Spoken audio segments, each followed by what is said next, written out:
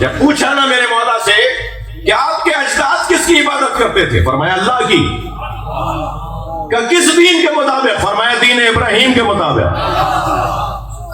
میرے اجداد دین ابراہیمی کے مطابق اللہ کی عبادت کرتے تھے۔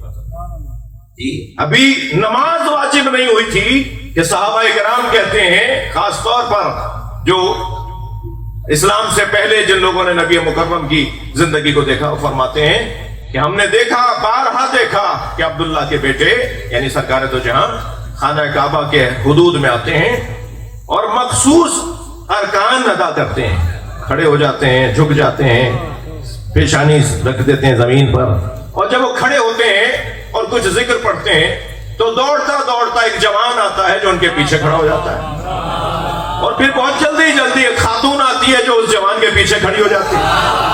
ہم نے کچھ دن تک تو یہ منظر دیکھا، بالآخر پوچھ لیا یہ جوان کون ہے اور یہ عورت کون ہے؟ تو بتایا یہ علی ہے اور یہ ختیجہ ہے۔ اسلام میں سب سے پہلی جماعت جو ابھی نماز ہی واجب نہیں ہوئی تھی، وہ سرکار پڑھاتے تھے، مولا علی اور جناب ختیجہ پڑھتی تھی۔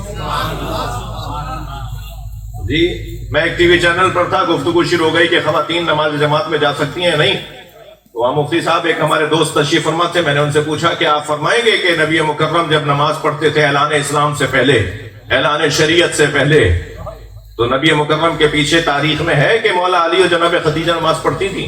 کہا یہ تو ہے۔ میں نے کہا یہی دلیل ہے کہ عورتوں کو بھی جماعت میں جانے کا ثواب ہے، مگر ان کے لیے شرائط ہیں، ان کے لیے کچھ سختیاں ہیں، ان کے لیے کچھ آداب ہیں، ان کے لیے کچھ شرائط ہیں، اگر وہ نہیں پورے ہو رہے تو وہ نہیں جائیں گی، لیکن اگر شرائط پوری ہو رہے ہیں، بعض ممالک میں ہے، مکہ مدینہ میں ہے، نجف کربلا میں، مشہد میں ہے، تو وہاں خواتین جماعت میں جاتی ہیں۔ یہ گھرانہ وہ گھرانہ ہے، صرف اور صرف اللہ کے بندے ہیں، اور جو صرف اور صرف اللہ کے بندے ہو نا، جو صرف اور صرف اللہ کے بندے ہو، پھر وہ کسی سے خوف نہیں کھاتے۔ جس امام کی آج ولادت کا دن گزر رہا ہے، شب ہے، یہ لمحات گزر رہے ہیں، ان کے والد کی کیفیت یہ کہ گہوارے میں بات کرتے ہیں، اور ان کے بیٹے کی کیفیت یہ کہ 8 سال کی عمر میں جب مامون الرشید کی سواریاں گزرنے لگی ہیں، بادشاہ کی سواریاں، تو گھوڑے آگے پیچھے اور پروٹوکول اور ایک ہٹو اور رکو اور بادشاہ آ رہا ہے، یہ اعلان ہو رہے ہیں، تو مامون الرشید نے دیکھا کہ بچے کھیل رہے ہیں، سارے بچے اسے دیکھ کر، اس کی سواریوں کو دیکھ کر دوڑنے لگے، چھپنے لگے، جانے لگے، مگر ایک بچہ تھا جو اپنی جگہ کھڑا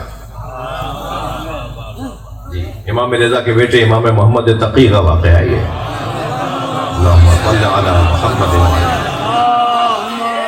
وہ اپنی جگہ پر کھڑا ہوا ہے۔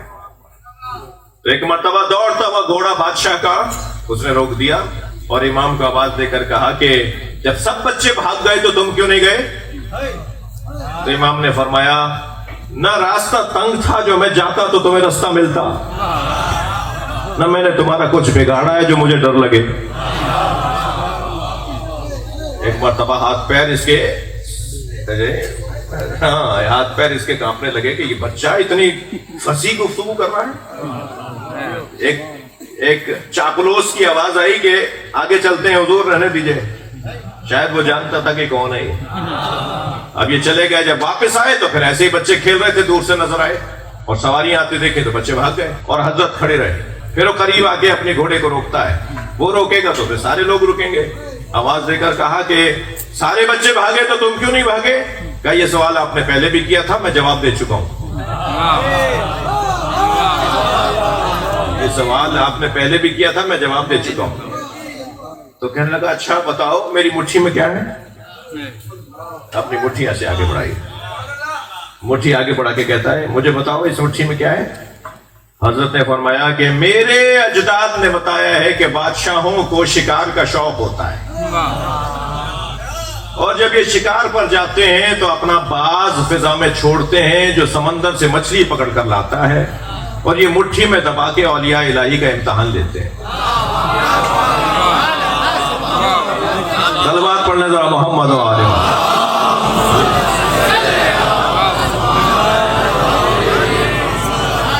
یہاں علامہ ذیشان در جوادی کا بڑا حسین جملہ ہے شاہ صاحب علامہ ذیشان جوادی کہتے ہیں کہ اگر حضرت نے اتنا کہہ دیا ہوتا کہ تمہاری مٹھی میں مچھلی ہے تو حضرت کا علم تو معلوم ہو جاتا کہ کتنا علم ہے، مگر کتنا وسیع علم ہے یہ معلوم نہ ہوتا۔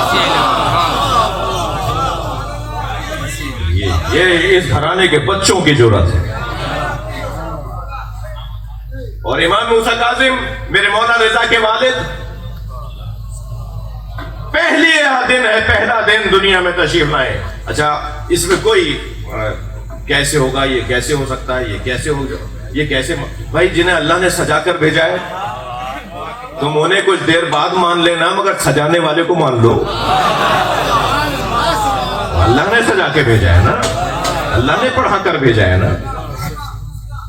پہلا دن ہے حضرت کی آمد کا، دنیا میں تشریف لائے امام موسیٰ کاظم علیہ السلام۔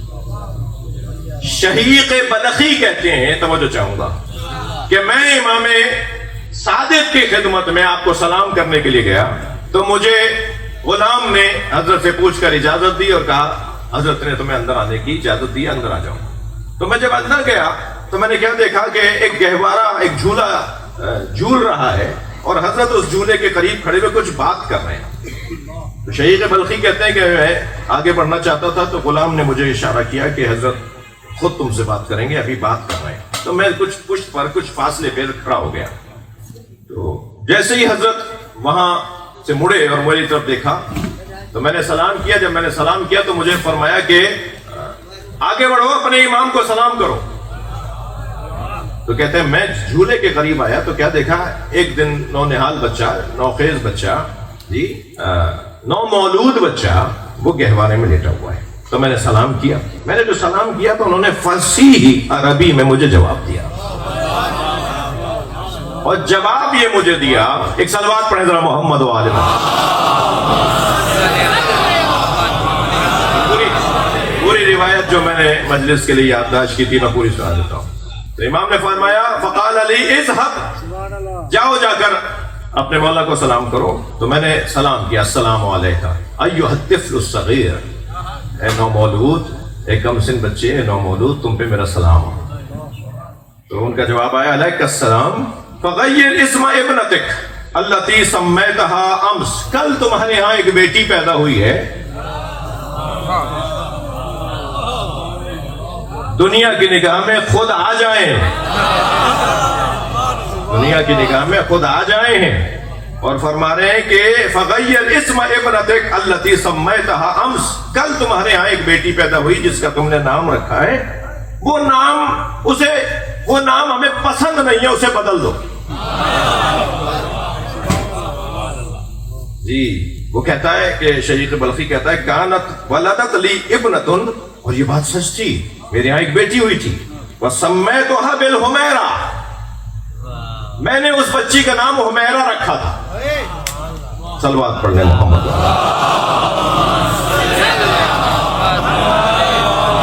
بلند صلوات پڑھنے مولا کی۔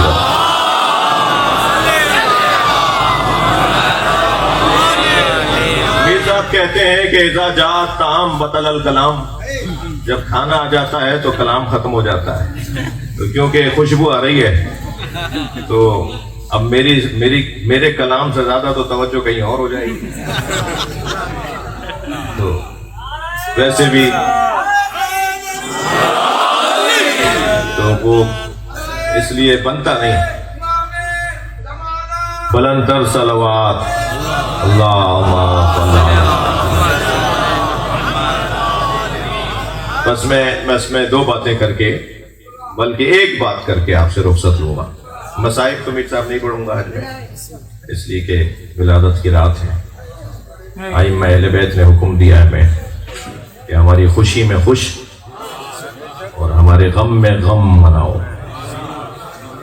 تو کیونکہ شب خوشی کی شب ہے، اس لیے تہذیب یہی ہے ہماری۔ ٹھیک ہے، ٹھیک ہے۔